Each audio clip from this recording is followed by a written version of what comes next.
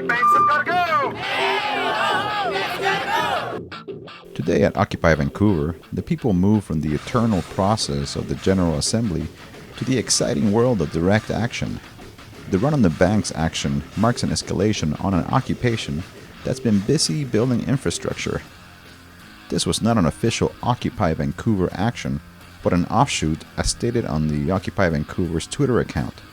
Generally protesting against the leaders. We don't need leaders. Now that it's become clear that the rain will not scare away the diehards, autonomous groups can disperse their actions outside the camp and disrupt the corporate death machine. About 1,000 troublemakers made their way through the streets of downtown Vancouver with the intention to occupy corporate banks and encourage folks to close their accounts. And that they did.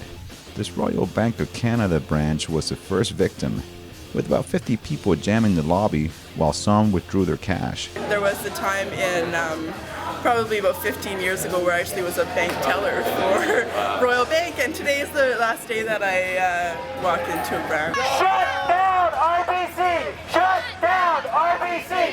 Shut down RBC! At the Bank of Montreal, this couple shut down their account and moved to other options. What are you going to do with your money now?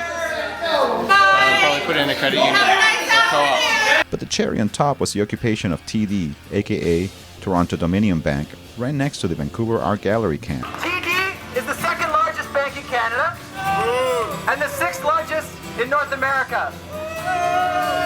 Its assets are worth $620 billion. That's half the GDP of Canada.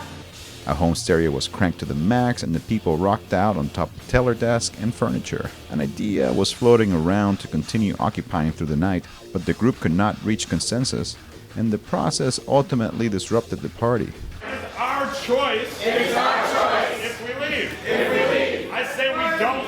I say we don't. Let it get to the point. Let it get to the point where they're telling us what to do. The police quietly moved in and occupied the spots where tellers once stood.